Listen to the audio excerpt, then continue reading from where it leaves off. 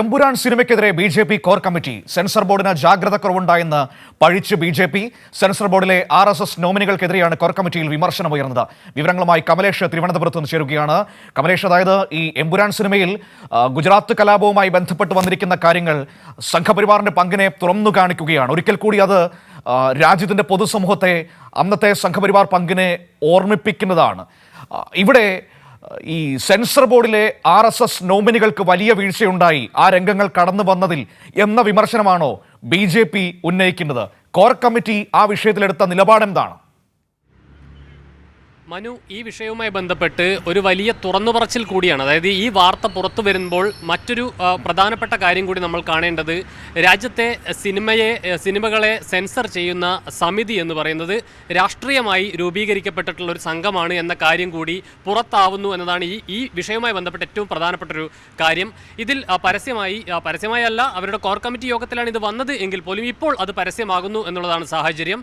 ഈ core committee യോഗത്തിൽ വലിയ നിലയിലുള്ളൊരു വിമർശനം എമ്പുരാൻ സിനിമയ്ക്കെതിരെയും അതുപോലെ തന്നെ എമ്പുരാൻ സിനിമ സെൻസർ ചെയ്ത ടീമിനെതിരെയും ഉണ്ടായിരിക്കുന്നു എന്നുള്ളതാണ്. ഈ സെൻസർ ബോർഡിലെ ആർ.എസ്.എസ് നോമിനികൾ, ബി.ജെ.പി. നോമിനികൾ ഈ വിഷയത്തിൽ വേണ്ടത്ര ജാഗ്രത പുലർത്തിയില്ല എന്നുള്ളതാണ് ഈ ഒരു വിമർശനമായി ഈ കോർ കമ്മിറ്റി യോഗത്തിൽ വന്നിട്ടുള്ളത്. വലിയ ജാഗ്രത കുറവ് ആർ.എസ്.എസിൻ്റെയും ബി.ജെ.പിയുടെയും നോമിനികൾക്ക്, അതായത് കേന്ദ്ര സെൻസർ ബോർഡിലെ നോമിനികൾക്ക് ഉണ്ടായിട്ടുണ്ട് എന്ന ഒരു വലിയ വിമർശനം ഇതിൻ്റെ ഭാഗമായി വന്നു. മറ്റൊരു പ്രധാനപ്പെട്ട കാര്യം കൂടി വന്നത്, സംഘടനാപരമായ നടപടി ഇവർക്കെതിരെ ഉണ്ടാകും കൂടിയാണ്. പക്ഷേ ചില തർക്കങ്ങൾ ഇതുമായി ബന്ധപ്പെട്ട് കോർ കമ്മിറ്റി യോഗത്തിൽ ഉണ്ടായി എന്നാണ് നമുക്ക് പ്രാഥമികമായി മനസ്സിലാക്കാൻ കഴിയുന്നത്. ഇതിനെതിരെ, അതായത് സെൻസർ ബോർഡിൽ ആർ.എസ്.എസ് ബി.ജെ.പി. നോമിനികൾ ഇല്ല എന്നൊരു കാര്യമാണ് കെ സുരേന്ദ്രൻ പറയുന്ന ഒരു സാഹചര്യം ഉണ്ടായത് ഈ കോർ കമ്മിറ്റി യോഗത്തിൽ. അതെന്തുകൊണ്ട് എന്ന് വെച്ചാൽ, കെ സുരേന്ദ്രൻ വിഭാഗത്തിലെ ചില ആളുകളെയാണ് സെൻസർ ബോർഡിലെ നോമിനികളായി, അതായത് സെൻസർ ബോർഡിലേക്ക് തിരികെ കയറ്റിയിട്ടുള്ളത്, അതായത് ബി.ജെ.പി. ആർ.എസ്.എസ് നോമിനികളായി വെച്ചിട്ടുള്ളത്. അതുകൊണ്ട് തന്നെ അത്തരത്തിൽ രാഷ്ട്രീയമായൊരു ആളുകൾ ഈ കൂട്ടത്തിൽ ഇല്ല എന്ന ഒരു പ്രതിരോധമാണ് കെ സുരേന്ദ്രൻ്റെ ഭാഗത്തു നിന്നും ഉണ്ടായിട്ടുള്ളത്. പക്ഷേ സെൻസർ ബോർഡിൽ വളരെ കൃത്യമായി നമുക്കറിയാവുന്നതുപോലെ തന്നെ ആർ.എസ്.എസിൻ്റെയും ബി.ജെ.പിയുടെയും നോമിനികൾ തന്നെയാണ് സെൻസർ ബോർഡിനകത്തുള്ളത്. രാജ്യത്ത് ഇറങ്ങുന്ന സിനിമകളിൽ ബി.ജെ.പി. ആർ.എസ്.എസ് വിരുദ്ധ കണ്ടന്റുള്ള അല്ലെങ്കിൽ ആശയങ്ങളുള്ള ഒരു സിനിമകളും ആ നിലയിൽ പ്രദർശിപ്പിക്കപ്പെടാൻ പാടില്ല എന്ന കൃത്യമായ ഒരു ധാരണയുടെ അടിസ്ഥാനത്തിലാണ് ഇത് രൂപീകരിക്കപ്പെട്ടിട്ടുള്ളത്. നേരത്തെ പല സിനിമകൾക്കെതിരെയും സെൻസർ ബോർഡ് ഇത്തരത്തിൽ വലിയ വിമർശനം ഉന്നയിക്കുകയും അപ്പാടെ ഇത്തരം സീനുകൾ കട്ട് ചെയ്ത് കളയുകയും പ്രദർശനാനുമതി നിഷേധിക്കുകയും ചെയ്യുന്ന സാഹചര്യം നമ്മുടെ ഇന്ത്യയിൽ നേരത്തെ തന്നെ നമുക്ക് കാണാൻ കഴിഞ്ഞിട്ടുണ്ട്. എന്നാൽ എമ്പുരാൻ വിഷയത്തിൽ അത്തരമൊരു ഇടപെടൽ ഈ ആർ.എസ്.എസ് നോമിനികൾ, സെൻസർ ബോർഡിലെ ആർ.എസ്.എസ് നോമിനികൾ നടത്തിയിട്ടില്ല. വലിയ വിമർശനം അതുമായി ബന്ധപ്പെട്ട്, അതായത് വലിയ വീഴ്ച ഈ ആർ.എസ്.എസ് നോമിനികൾക്ക് ഇതിനകത്ത് ഉണ്ടായിട്ടുണ്ട് എന്ന ഒരു വിമർശനം കൂടിയാണ് കോർ കമ്മിറ്റി യോഗത്തിൽ ഉയർന്നിട്ടുള്ളത്.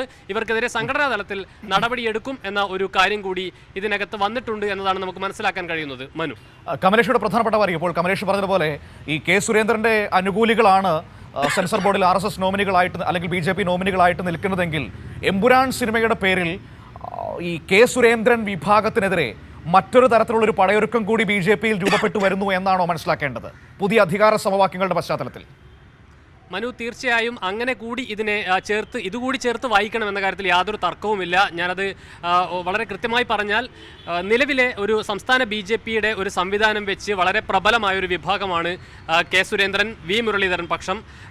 സംസ്ഥാനത്ത് 30 സംഘടനാ ജില്ലകളാണ് ബി.ജെ.പിക്കുള്ളത്. ഇതിൽ ഏതാണ്ട് 20 ജില്ലാ പ്രസിഡന്റുമാരും കെ സുരേന്ദ്രൻ്റെ കൂടെ നിൽക്കുന്ന ജില്ലാ പ്രസിഡന്റുമാരാണ് അല്ലെങ്കിൽ നേതാക്കളാണ് എന്നതാണ് സാഹചര്യം. 7 പേർ കൃഷ്ണദാസ് പക്ഷത്തും അതുപോലെ തന്നെ 3 പേർ ശോഭാ സുരേന്ദ്രൻ പക്ഷത്തുമാണ് നിലയുറപ്പിച്ചിട്ടുള്ളത്. അതുകൊണ്ട് തന്നെ പ്രബലമായ ഒരു വിഭാഗം നിലവിലിപ്പോൾ കെ സുരേന്ദ്രൻ, വി മുരളീധരൻ പക്ഷം തന്നെയാണ്. അവർ സംസ്ഥാനത്തെ ബി.ജെ.പി. അധ്യക്ഷനെ അടക്കം തങ്ങൾ തീരുമാനിച്ച് കാര്യങ്ങൾ മുന്നോട്ട് കൊണ്ടുപോകാം എന്ന ഒരു നിലയിലേക്ക് കാര്യങ്ങൾ വന്നപ്പോഴാണ് ഇടുത്തി പോലെ കേന്ദ്രത്തിൽ നിന്നും രാജീവ് ചന്ദ്രശേഖർ സംസ്ഥാന അധ്യക്ഷനായി ഇങ്ങോട്ട് ഇറങ്ങിയത്. അത് വലിയ തിരിച്ചടിയാണ് ഉണ്ടാക്കിയിട്ടുള്ളത്. അതിൻ്റെ ഞെട്ടലിൽ നിൽക്കുന്ന ഒരു ഘട്ടത്തിൽ കൂടിയാണ് ഈ കാര്യങ്ങളെല്ലാം നടക്കുന്നത് എന്നൊരു കാര്യം കൂടിയുണ്ട്. അതുകൊണ്ട് തന്നെ വലിയ ഈ രാജീവ് ചന്ദ്രശേഖർ പ്രസിഡന്റായി വന്നതോടുകൂടി തന്നെ വലിയ പടലപ്പിണക്കങ്ങളും ചേരിപ്പോരുമെല്ലാം ഈ ബി.ജെ.പി. സംസ്ഥാന ബി.ജെ.പിക്കകത്ത് ഉയർന്നു വരുന്ന സാഹചര്യവുമുണ്ടായി. പല നേതാക്കൾക്കെതിരെയും പോസ്റ്റർ പ്രചരണം അടക്കം സംസ്ഥാന കാര്യാലയത്തിൻ്റെ മുന്നിലടക്കം പോസ്റ്റർ ഒട്ടിക്കുന്ന സാഹചര്യമുണ്ടായി. സംസ്ഥാന കാര്യാലയത്തിനകത്ത് പുതിയ സംസ്ഥാന അധ്യക്ഷൻ രാജീവ് ചന്ദ്രശേഖർ ഓഫീസിലിരിക്കെ നേതാക്കൾ തമ്മിൽ തള്ളുണ്ടാകുന്ന ഒരു സാഹചര്യം കൂടി ഉണ്ടായി. ഇതെല്ലാം സംസ്ഥാന ബി.ജെ.പി. നിലവിൽ നേരിടുന്ന ഒരു വലിയ ഒരു പ്രതിസന്ധിയാണ്. ഇതിനിടെയാണ് കോർ കമ്മിറ്റി യോഗം ചേർന്നത്.